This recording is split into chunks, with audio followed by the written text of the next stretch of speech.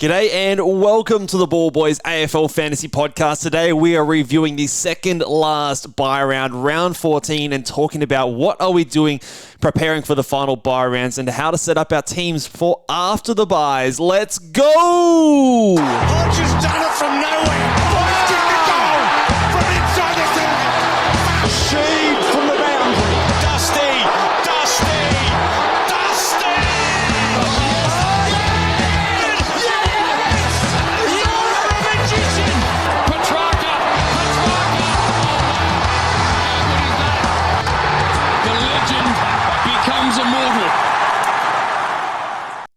G'day and welcome again to the Ball Boys AFL Fantasy Podcast. I am your host, Mitch Casey, and you can find me on Twitter at Ball Boys Fantasy. And as you can see here, guys, if you're watching over on YouTube, I am going to be running solo today. The great man, Luke Rojo, is out of action today. He's way on a school camp, so I am pumping this one out solo, and because I am running solo, I'm going to be doing it a little bit earlier than normal, have a bit more time during the day than the great man does. So we're going to bang this one out. Maybe it might be a bit of a shorter one, probably a little bit drier. You don't have the man's great humor on the podcast, but we will be trying to still punch out a really good episode for you guys so that we can get you guys prepped and ready for the second half of the season. It was a pretty hard round of AFL fantasy footy on the weekend. Not many big scores. Par for the round or a score that moved you up in the rankings was probably around that 1,800 mark, which is pretty bad. Like we were scoring more than this back in sort of weeks 3 and 4. So yeah, a lot of disappointing scores on the weekend. And the fact that most of us had the same captain in a Zorko to start the round probably meant that there wasn't too much shuffling, I don't believe, for the rounds, but some of us might have been lucky with a few scores, and some of us might have been very unlucky with a few scores there as well. So that is to be said that we'll sort of see how things go, and it's going to be a very interesting second half of the season. Now, it can be frustrating, a lot of tags and things are happening at the moment, but I do think that if you are staying on top of it, and if you are someone who is going to stay, swished on and keep grinding things out for the rest of the season, I do think that there's going to be more ability to move up in the rankings in this back half of the year than most other seasons. Because, and this is where I personally struggled a lot in the past, is, the luxury trading season where hopefully by the end of these bye rounds, and we'll talk about this in a second, but hopefully by the end of these bye rounds, we've all coming out of the byes with a completed team, with no more rookies on our field, most of the poor performing mid-prices off our field as well, and a team full of quote-unquote premiums. Now, they might not feel like they're doing their job at the moment, but in this luxury trading season, often it's pretty difficult to make these trades. Some of the trades you guys are trading out might be putting big scores in your head and scoring more than the guy that you trade in at that point. But with a lot of tags and stuff running at the moment, it'll be very interesting to see if you can make up big differences. If you get those calls right, if you trade out a guy who's going to get tagged to a 60 and trade in a guy who's going to be able to run free and score a 120, those can be big swings. A lot of unique players that maybe aren't owned very highly at the top there might be right for the picking. So it's a time for experimentation. So I reckon if you can stay switched on and stay encouraged, which is difficult to do with some of the poor scores out there, I think that there could be a lot of shuffling still to be done the second half of the year. We'll start off the pod by talking about how I went on the weekend just gone. I scored an 1854, which moved me up, and now I am currently sitting inside the top 10, which is very, very exciting. First time I've ever been top 10. I thought it was going to be a tough round for me. I got a bit lucky with some of the highly owned players up there, with players like Will Day, Luke Ryan, players that I didn't have, Zach Butters, who I traded out a couple of weekends ago, which I'm looking pretty happy about that move now. Not going so well. And I thought that was the round where I had players like Sam Walsh, Jai Caldwell, some of these guys on their bye, which are a little bit more unique inside the top 100 and the top 10. So obviously not playing for me. So I thought this might be the round where I moved backwards for a round, but so far so good. Moved up 4 spots into rank 9.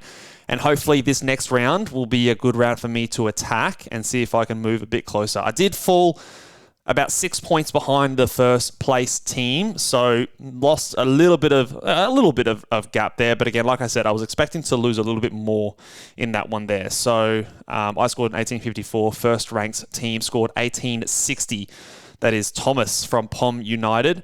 So hopefully I can make that up and then some in this round to come. Luke didn't fare so well. He had the 1749, just to give you his score. Moved down about 200.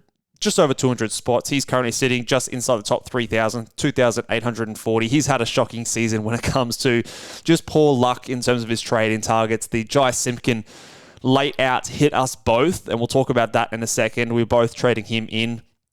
He had a little bit more flexibility than I did, and I was helping him with his trades, and I thought it was a great move, but brought in Connor Rosie as sort of a late-ditch effort to try and get some points on the field. And yeah, that one just came back to bite him on the arse, as well as, unique players like an Andrew Brayshaw, which just all seem to be going shit at the same time. So it's been a tough year for him. But he did get a win over Statesman in the Content Creators Cup, as I also defeated the great man Tim Guest in the Content Creators Cup to continue to hold down my first place crown. For the Content Creators Cup, it is brought to you by infinitewealth.com.au/AFL Fantasy. Make sure you head over to the link that should be in the description of the podcast and the YouTube video as well to get your free gift for every AFL Fantasy coach. You can claim that one there. Really good thing that Infinite Wealth is doing there. So shout out to Tim for sponsoring the Content Creators Cup, which is always a good source of competition. And I'll see if I can go back to back. But obviously very, very early days still at this stage. So let's talk about the first segment of the day, and we're going to start negative. We'll get the negative out of the way, because the camel of the week, my hump, my hump, my hump, my hump, my hump, my hump, my hump, my hump. I'm going to honor Luke, my fellow co-host, with this one here, with fucking Andrew Brayshaw. Just an all-round poor effort for Andrew Brayshaw, who gets the camel of the week. Just his worst score for the season, 67 the man scored, and this is what sealed it for me. He had 0 marks for the game, 21 touches. He played 89% time on ground and just didn't look near it, really. There was players, scoring really well. Now, Freo was down, obviously, but still, for someone like Andrew Brayshaw, who's been a fantasy favourite of mine, I've had him the past 2 seasons, and he's treated me very, very well in those seasons, but it just wasn't happening for him today, and he is someone who normally displays lots and lots of thirst and gets on the back of some of those +6s, but 0 in this one. He had another game against Port Adelaide earlier in the season with 0 marks as well, and that also was his only other score sub 80 with a 78. This was his new season low at 67 against the Bulldogs, who typically give up a lot of marks. So Andrew Brayshaw, you get the camel of the week. Going positive, the sponge of the week might be a different player to what you're expecting, but Who lives in a pineapple under the sea? SpongeBob SquarePants! Absorbent and yellow and porous is he. SpongeBob SquarePants! I'm going to give it to Nick Dacos. Nick Dacos gets the sponge of the week because, let this be a notice for all those other fantasy mids out there. If you get a tag, this is how you play. This man, in the second half of the game against North Melbourne, went absolutely ballistic. Now, he did have a different tagger in the first half going up against Will Phillips, and that held him to a very low score in the first half. But his second half, he went absolutely off. He went, what did he have? 40 fantasy points in the third quarter and 30 fantasy points in the fourth quarter. And it wasn't like he was tackling huge or getting on the end of some cheap marks. This man was just outworking his opponent. So he was tagged in the first half by Will Phillips, but he was still tagged in the second half by Liam Shields. Liam Shields was still on him. Now, I don't think the tag was as effective, obviously, in the second half, and Collingwood came back to win that miraculous kind of comeback from behind victory. But it was all on the back of this man, Nick Dacos, absolute freak. One of the best 98-point performances I've ever seen. 2 goals, 29 touches. He only had the 2 tackles, no marks, but this is how you get fantasy points when it comes to being tagged. You just simply outwork your opponent. And Like, there was a moment where he was literally being tackled in the air before he'd gotten the ball, and he just karate kicked that ball out of midair, basically, and got his team started on the break and got a fantasy scorers a cheeky little +3. So this is more of an example sponge of the week, because I don't want to hear excuses. If you're getting tagged, players like Merritt, players like Nick Dacos, they can still find their way to score a ton or close enough to a ton to be worthwhile in our team. So Nick Dacos gets the sponge of the week for that fact. Let's continue to review what happened on the weekend with the highs and lows. And the winner of the Norm Smith medal. You're an embarrassment to what you do, mate. You're an embarrassment. So just the 6 games for us to review here, guys, on the Bogs and Flogs, starting back out on Friday night with the Brisbane versus St Kilda, and all started with that VC score, Dane Zorko, who got the 125. Now, it was going to look a lot bigger than this at halftime, and I tweeted out, this is why we don't move that C onto your loop too early, because I saw a lot of people screenshotting and putting things up on Twitter and taking that score at halftime. And look, this is just a superstition that I have, but I don't take that VC until the game is over, until I know exactly what it is, because we want to get greedy. This time of year, we want to get greedy. But of course, we were pretty happy with the 125 and definitely took it going into the round. So he had a good game. Got a little bit of attention from Jack Steele in that second half, which I thought was very interesting, which does lead us into the flog for this game, and it is the man of steel. Jack Steele gets the flog. He had the sub-80 score. What was it? 77 or something stupid like that. And definitely is asking the question of, well, Jack, what the fuck are you doing around in our fantasy team? 74, even worse. 16 touches. He had the 4 marks and 5 tackle steals, but just didn't get enough of the ball and played the fewest amount of CBAs he's had of the season. He played under 40% CBAs, which is pretty crazy if you ask me when it comes to Jack Steele. Not sure why they're changing his role at this time of the year. I don't know if I expect that to stick, but it is very much worrying signs. So he is someone that we might talk about in another segment later. Bulldogs versus Freo. One of the best performances I've seen this season. Marcus Bontempelli just put on an absolute clinic. He gets the best on ground for this one, obviously. He was the highest scorer, I believe, for the round with 142. Kicked 3 goals, 8 marks, 5 tackles. And Freo said they had a plan for him going into the round. Well, that plan was shit, and it didn't work. So I don't know really what it was. It looked like Fife was standing next to him at the stoppages, which was a curious decision. Last time, I believe Hayden Young was sort of next to him, and I think that worked a bit better. But he got them over the line, and the game was pretty much wrapped up in the first 3 quarters because of Bont going absolutely crazy. So he gets the best on ground. Flog goes to Luke Ryan for letting down all the people that would have traded him in last week. 70 points. And it could have been a lot worse, honestly. He had, I think it was in the second quarter, he had this 5 or probably even like 2-minute patch where there was just disgusting cheap footy going around. It was chipped back to Clark and back to him, and he got, I think he was like 25, 26 points in the space of 2 minutes in that second quarter. 36 points in that second quarter, which basically accumulated for over half of his entire score. So, and this was the thing about Luke Ryan, and something to keep an eye on. He's not a guy that can go and win his own footy. He requires the game to, flow in the right way for it to be effective for him.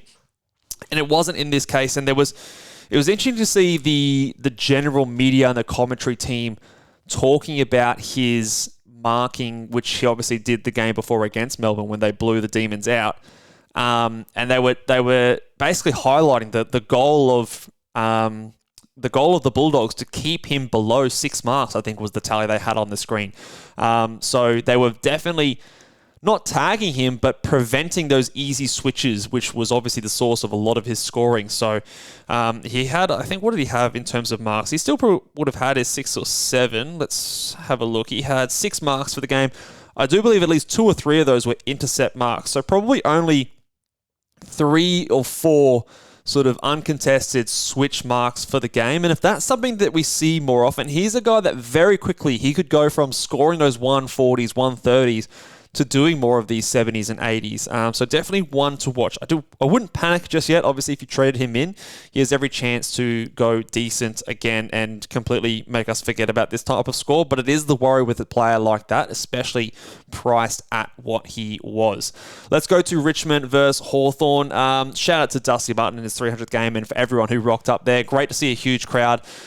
Horrible to see such a poor performance from the Tigers. The skills were just absolutely dreadful. But best on ground goes to Tim Taranto, and this is Luke's boy. He's been talking about Timmy Taranto for the last few weeks before he even brought up in the podcast to me and saying that he's someone he wanted to watch the back half of the year, and I'm sold. He's definitely someone that we're going to want to, I think, potentially target in the back half of the season. Now he's on his bye this week, but he had the 1 or 2 goals. He might have 2 goals actually, but he was a top scorer for Richmond. 1 goal, 33 touches, 6 marks, and 5 tackles. The goal he did kick was absolutely crazy. Don't think he meant it, but still pretty wild. And he's not going to get tagged, and he's always just going to be trying to get as many touches as he can. So he's definitely someone to keep an eye on post this round in his bye. The flog goes to Will Day, who disappointed owners. He was going really well up until this week, and Interestingly enough, is the Richmond matchup was his undoing with 72 points, 20 touches. I'm hearing that he got stuck on the bench a fair bit. I was more watching my Tigers in this matchup, so I wasn't paying too much attention to Will Day, but just really faded in the second half. That third quarter was perhaps the quarter he got stuck on the bench. Only had the 3 touches and 10 points in that quarter, so let us down a little bit there. So if that was more like a sort of 25-point quarter, then you're sort of looking at a sort of a high 80s and low 90s score, and perhaps that's the difference. So potentially not one to stress too much on, but at the end of the day, we're going to be asking ourselves, is he a top 8 mid? I think the answer is no. So he, again, will be someone that we might potentially talk about in the later segment. Adelaide versus Sydney. Best on ground goes to Brodie Grundy with one of the biggest performances in a quarter I think I've seen so far this season. That fourth quarter, he scored a 63-point fourth quarter. 13 touches, 3 kicks, 2 marks, 10 handballs, 2 tackles, and he also had nearly 20 hitouts in that quarter as well. So just dominated Strawn. Strawn was off his legs by that final quarter, and Sydney were dominating, and it was in large part because they got better service from every single contest. So he's looking like a guy that could contend for that. Honestly, that second ruck spot is way closer than I thought it was going to be. You've got Max clearly out in front, but then you've got the likes of Tristan Sherry, Brodie Grundy, Tim English, and Rowan Marshall, and obviously we didn't talk about it, but Rowan Marshall, dual rucking with Big Dum-Dee-Dum who came in there as well. So that second ruck spot is highly competitive, and I don't think I'm in a rush to trade Grundy or Sherry to any of those other guys until we have a better idea of who that second guy is behind a Max Gawn. So that's definitely an interesting kind of position to watch the back half of the season. And the flog, not too much floggish behaviour here, but James Jordan gets it just for tagging Jordan Dawson. He kind of released the tag in the second half of the third and the fourth quarter, which coincidentally enough was when Sydney just went absolutely nuts, and Jordan Dawson actually scored worse when the tag was off him. But just sick of the tags, man. And it's always players that I seem to own. So James Jordan just gets a flog for continually tagging the players in our fantasy teams. North Melbourne versus Collingwood. This was probably, weirdly enough, one of the most exciting games of the round. But best on ground goes to our sponge, and it is Nick Dacos for a huge second half performance. We've already spoken about him. The flog goes to Tom Powell, and for anyone who held him after his round 12 bye, you'd be cursing him out. You'd expect, I wouldn't expect it to be this bad, but 46 points, 12 touches, just very, very gross. Simpkin was not even in this game, so no excuses there. Now, obviously, you had Will Phillips come in, but Tom Powell, 67% time on ground at only 11 CBAs, was well behind the big three when it came to LDU, Wardlaw, and Sheasel. And Phillips, who had 30 CBAs as well. Obviously, a lot of those CBAs in the first half. So he was well down and much more forward in this game. So I think he's going to be a priority trade out, if not this week, the following week when the bye rounds are out. And it looks like the trade out at his round 12 bye was the right one. Final game of the round, GWS versus Port Adelaide, best on ground. Lachie Whitfield, this was a surprise one for me. I thought, a little bit of hope that obviously Port are a tough matchup. They're tougher for mids than they are for defenders, but didn't expect a 120 from Lachie Whitfield, which makes everyone feel a little bit better about, obviously, he was going through a poor patch. I still expect him to get a tag this week coming up, but at least he's had a couple of big scores in the bye rounds to hopefully balance out the poor one that I'm expecting this round. Also, shout out to Dan Houston, who went 130 plus in this game. The flog, I'm going to give it, maybe unfairly so, to Connor Rosie. Again, more just coming to the defense of my co-hosts and Luke for trading him in, especially when someone like Butters is being tagged. Connor Rosie, this is your time to step up and shine. Seemed to be moving well enough to my eyes, but just 14 touches. He still had 4 marks and 6 tackles, but just didn't get the ball enough. 84% time on ground, had the same amount of CBAs as Butters. Tied second behind Jason Horne-Francis for the midfielders. They had a few more guys running through there with, players like Wines, Mead, Drew, also kind of going through there as well. So maybe the spread is a little bit bigger, which we kind of did flag with the Port Adelaide mix, and they did flag a couple of weeks ago when the injury to Rosie did happen. But yeah, not presenting himself as a trade target just yet, and his price is absolutely plummeting. So he gets the flog for, duping Luke into value, and myself, who sort of co-signed the trade on the weekend with the 15 minutes of panic that we had to talk about making a move. So let's move on to some trade talk, guys. If you are tuning along live and can stick through my boring rambling without my co-host here, please give this video a big like and subscribe. Hit that notification bell so you can get notified when we are going live for the next one on Friday. We're going to talk about some general strategy chat, and I want to talk about the midfield. This is going to be a big talking point, and I think it's going to be a big talking point not just for this week, but for basically the rest of the season. So a lot of the players are sucking right now. Straight up, they're sucking. A lot of them are getting tagged. A lot of them are rolling around different positions, aka Jack Steele. So what the hell do we do to fix our midfields? Who can we trust? And I want to talk about 2 different categories of midfielders, of players that I think we can trust that still form the top 8 of the mids. And we're also going to then compare that to some of our defenders and ask the question, okay, are we better off having some defenders in our midfield instead of the other way around? And perhaps the midfielders are no longer the ones we're looking for. But there's, I think, 2 different categories of players that I think we still want to have in our fantasy team. A lot of them are quite unique as well. So whilst our teams might be really struggling through the midfield, I don't necessarily think it means that all midfielders are trash and we should just target these defenders. They just might be not the ones that we have right now, and we need to go out and find some of those more unique players. So the 2 categories I've got are the tag avoiders and then the tag breakers. So basically, very creative names, I know, but the tag avoiders are the players, obviously, who are still right at the top there, top 8 mids in terms of fantasy, but don't cop the attention because their teammates are the more damaging ones in the game. So the players that I have that fall under this category are Errol Goulden, who's probably right at the top of the tree. Adam Treloar, I think, is definitely someone after this round that we need to seriously target and get into our sides. He's been probably disrespected for a lot of the season, but I don't think we can go ahead and ignore him anymore. Tim Taranto, who's popped his head back in after his injury. Rory Laird is a very, very interesting one. He has been someone who's been poor most of the season, but on the weekend, played a bit more of that half-back role. He wasn't taking kick-ins, but he was definitely playing behind the ball with some CBAs still there as well, with players like Rankin, Dawson, Saligo. He's not going to cop any attention from any team. And then Josh Dunkley, which up until 2 weeks ago, before his bye, was killing it, was very consistent. Last 2 rounds have been disappointing, but I still think he bounces back. He's got a tough matchup this week, so I'd probably leave him another week. But those are the 5 players I think that it can be close enough to the top 8. I think all of them are 105 plus averaging mids, and I don't think they're going to be copying any attention from taggers.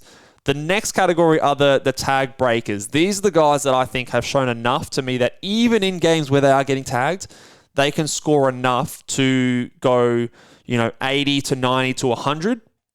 and in games where they're not tagged can absolutely put up those ceiling scores, which makes the seesaw, I guess, worth it. So those are your Marcus Bontempelli. He gets tagged, he goes forward, kicks goals, and can find his way to a 90. When he's not tagged against Freo, we saw he goes 140. He's had a couple of 150s this season as well. Zach Merritt is also in this conversation. He gets tagged, lays 10 tackles, still scores 100. He's someone I really want to have in my side. Massive target this week. Jordan Dawson, he gets tagged similar to a Burns, maybe to a lesser extent, but plays wing, plays forward, plays centre bounces, gets his tackles. I still think he's going to be a top 8 midfielder.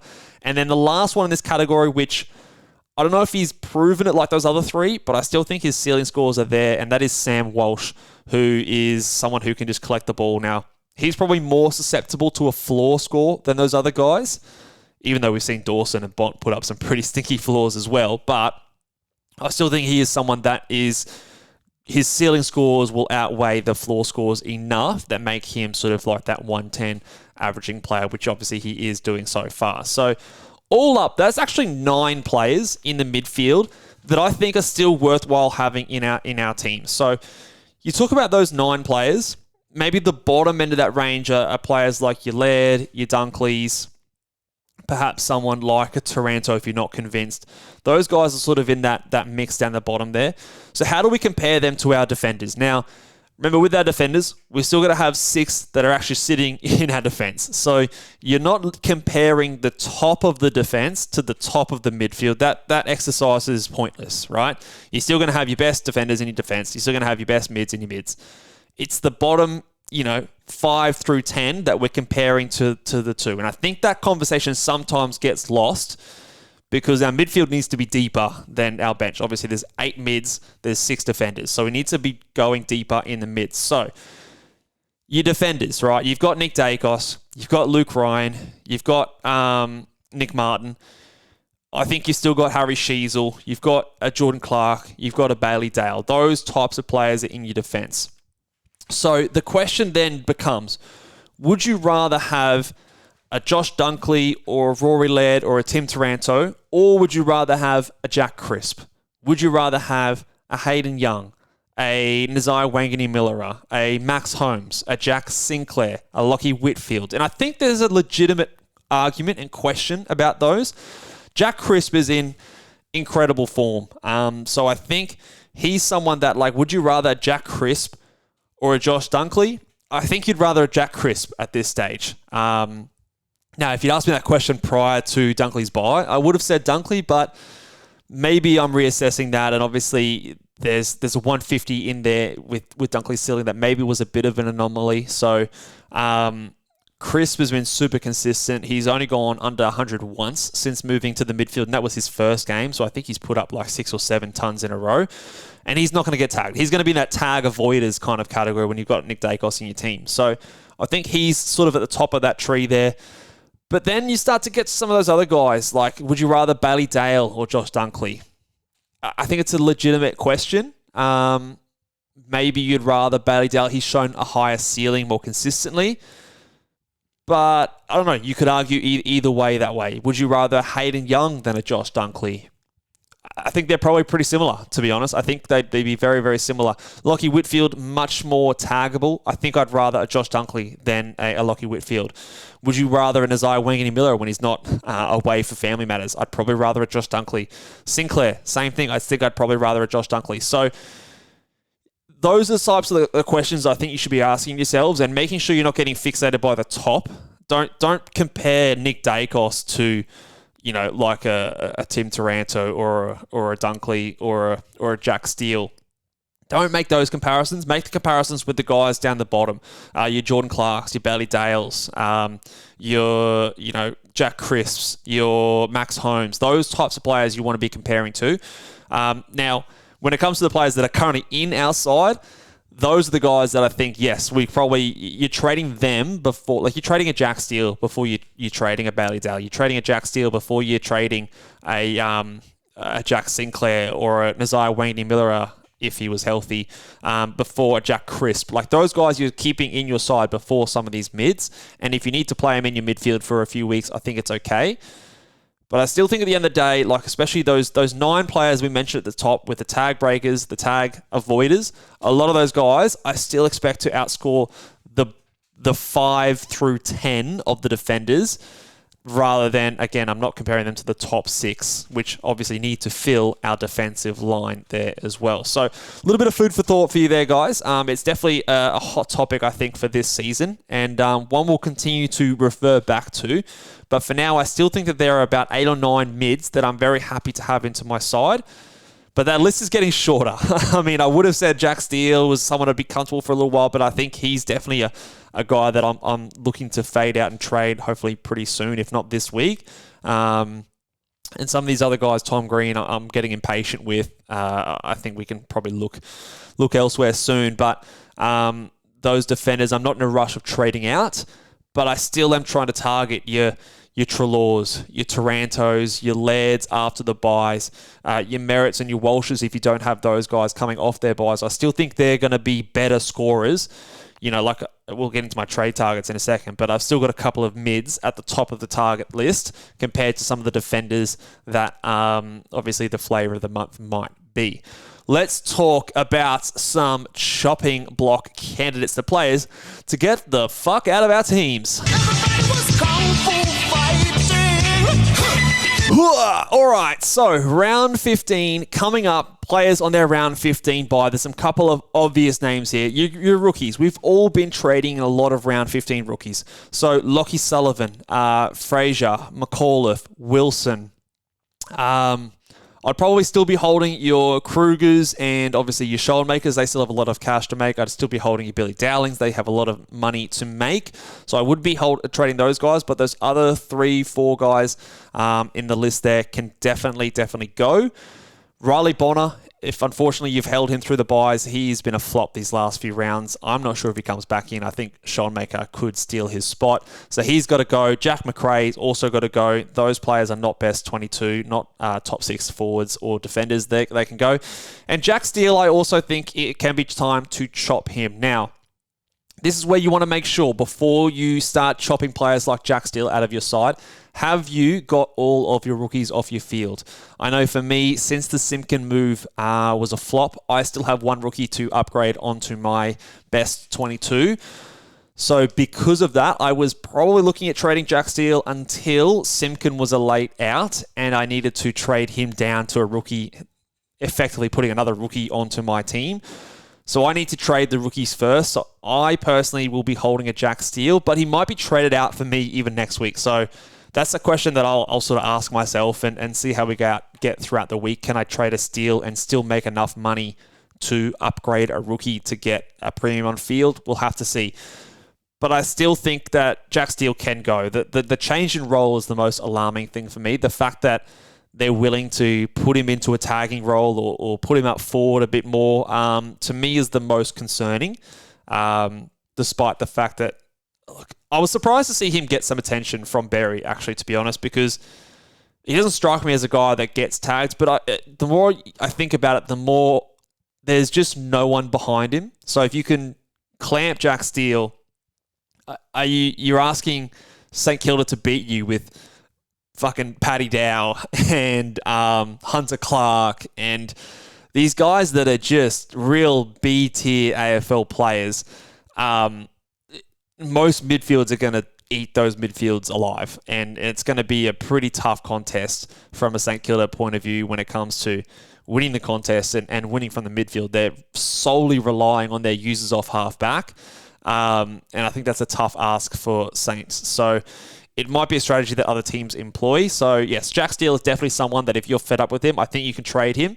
And I think a lot of teams are going to struggle on the bye this round with player numbers. I think there's a lot of high amount of rookies on our side that obviously have the buy, a lot of premiums that have the buy, some that you want to trade, some that you don't. So I think if you need the numbers and you want to get another premium in, getting Jack Steele out. So if you can do an upgrade, and again, it's always making sure that you get at the end of the buys, you're going to have that 22 players on field with, no rookies left on the ground. If you can tick that box as well as trade a Jack Steele, to a Walsh, to a Merritt or something like that, I absolutely tick that off, and I think that is a perfectly good trade. The other one, which I could have put in here, but I left off, is a Will Day. I think he probably falls within that Jack Steele kind of range. I think you can look at those two players very, very similarly. They're probably not best 8 mids. They're probably not the highest priority or the biggest issue in your team. But if you can tick that box of getting all rookies off your ground, getting 22 premiums onto your field by the end of the buys. And remember, we'll have another round after this round before round 16. The issue is you're putting a lot of pressure on nothing going wrong this week. You know, say you get an injury or something like that this round, go into the next round. Well, then you're really putting yourself in a tough spot. So my preference is to, if you can get the upgrade done, your final upgrade this week, do it this week, and then do some shuffle around moves the next week. And if you get some injuries this week, then it's not that big of a deal because you're just now in luxury trades and you're sort of just moving players off. Whether they're out for 1 or 2 weeks, it doesn't matter. They're all trades at that point of the season. So get those rookies off your field. I think that this is the final buy round. It is the final opportunity for us to do those 2 downs and 1 up, which hopefully can net you guys a premium. So that's what I would be looking to do. Let's talk about some trade targets. So I've got 5 players on the screen here if you're watching on YouTube. The number 1 trade target for me is Zach Merritt this round. Like I said, he falls into that tag breaker kind of category when he gets tagged and still manages to get to 100 points. He's got a really good run coming up as well. So I believe he has the West Coast Eagles this round, which is a nice matchup. So Dom Sheed might go to him. But as far as taggers go, Dom Sheed is not someone that I'm super concerned about. It's the Windhagers, it's the James Jordans, it's those types of tags that I'm more concerned about. And West Coast just being West Coast, obviously they're better this year, but they're still one of the poorer sides in the competition. I think Essendon can sort of put them to the sword a little bit, and I think Zach Merritt can go big there. So I think he's the number 1 trade target. Next is Sam Walsh. He's a little bit more expensive than a Zach Merritt. Break even is a bit higher. He has Geelong. Now, I wouldn't be shocked, and this is why sometimes Walsh is maybe between those 2 categories, because sometimes the tag could go to Patrick Cripps. Sometimes the tag can go to Sam Walsh. I think more often it's gone to Walsh than it has gone to Cripps, but I'd imagine someone like a Blitzarves probably matches up a bit better with someone like a Patrick Cripps, that bigger kind of body a bit more. But you could see someone like an Atkins also pay close attention to a Sam Walsh. But he has gone big against Geelong. Oh, he went 102 against Geelong last time, and they did put attention into him in that game. From memory, he had 0 marks in that game. They put attention into him. So he's still someone, again, that tag breaker kind of midfielder that I think you're still going to want for most of the season. And after that, he has Richmond, GWS, which is, again, could be a Bedford tag, but then Bulldogs, which they've let players run rampant, North Melbourne. So a couple of tag games in there, but I think he's still the type of player that you're going to want. So I'm going to put him second behind Zach Merritt. Then I've got Jai Caldwell for the forwards. I think at this stage, a lot of the other options are falling over, so he seems to me like that 6 option. Some of the other options there, Dylan Moore is one of them. Some of these other guys are on their round 15 buy, so Jai Caldwell, to me, coming off his buy is a good play there. Max Holmes and Dan Houston, 2 defenders. Dan Houston put up a big score on the weekend. He doesn't have the best matchup this week, but after this week, the Port Adelaide run really starts to open up for defenders. So he is a very unique play and someone who has the ceiling. And most years has been a guy that I've not wanted to touch because his ceiling is so up and down, or his range is so up and down. But this year, he's actually been way more consistent than previous seasons. He's had 3 scores in the 70s, but none below 70. He's a guy that in previous years can drop a 50, drop a 40 at any given notice.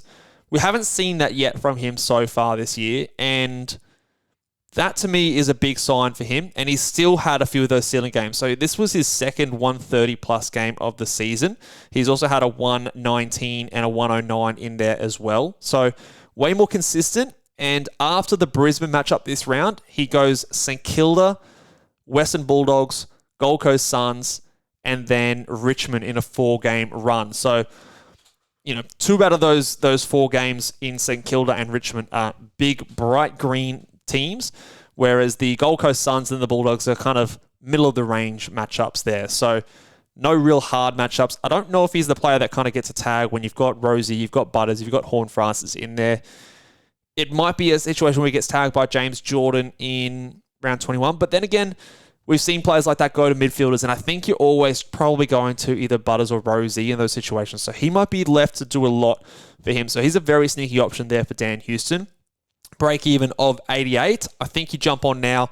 I'm not expecting a huge score against Brisbane, but it's the matchups after that I think he's going to be going really well. So if you can get him in now and maybe target some of those round 15 mids in a Treloar, a Taranto, those types of Rory Laird coming off their round 15 bye, I think that's maybe a decent play.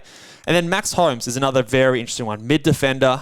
He's just been so consistent he hasn't dropped a score below 80 all season. He's playing more midfield as well. So he goes between midfield and defense. So matchup proof in a way. I wonder if he starts getting some attention, but so far it's always gone to Tom Stewart. The thing is, if he's playing midfield and cops maybe the midfield tagger, as opposed to those tagger off the half forward line, that might cause him to sort of go down. But because he's been so flexible, I feel a bit better about him.